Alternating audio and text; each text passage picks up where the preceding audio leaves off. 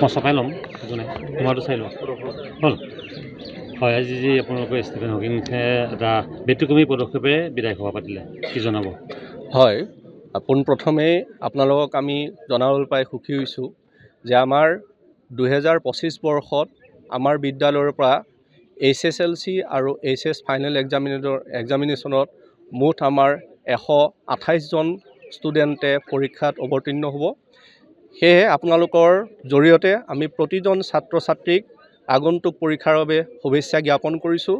wish you all the best to all the candidate of HSLC and HS final examination year লগতে আপোনালোকক আমি জনাব বিচাৰিছোঁ যে আমি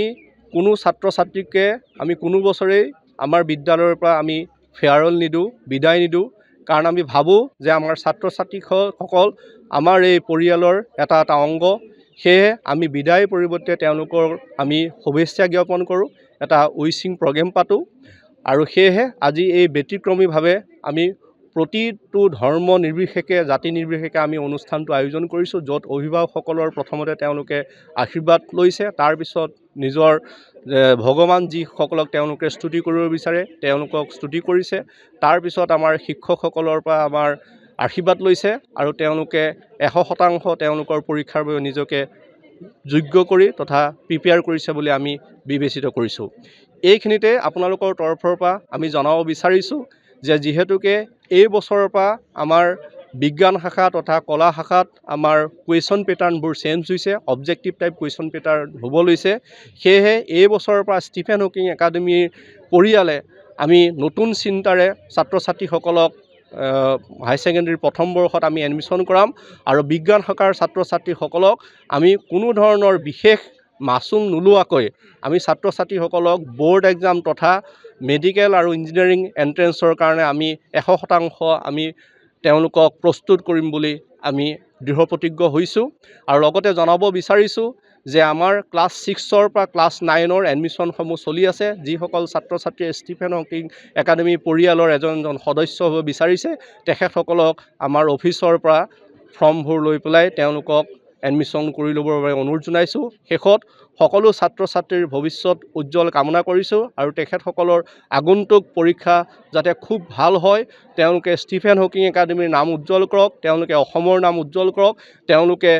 আমাৰ ভাৰতবৰ্ষ দেশখনৰ নাম উজ্জ্বল কৰক বুলি তেওঁলোকৰ হৈ ভগৱানৰ ওচৰত সেৱা জনাই মোৰ আজিৰ বক্তব্য সামৰণি মাৰিছোঁ ধন্যবাদ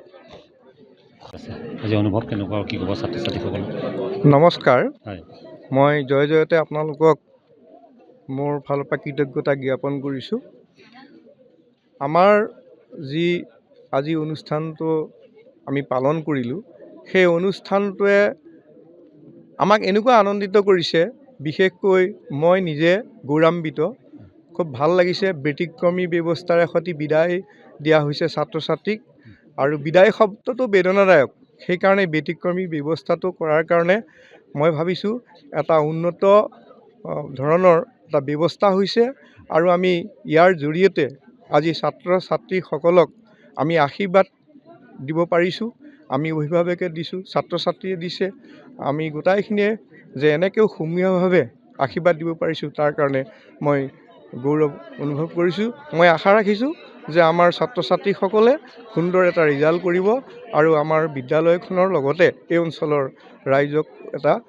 ভাল উজ্জ্বল ব্যৱস্থাত লৈ যাব গতি কৰিব এইখিনিকে মোৰ ক'বলগীয়া যিকোনো খবৰৰ বাবে যোগাযোগ কৰক 7099017330 লগতে 7099017110 নম্বৰত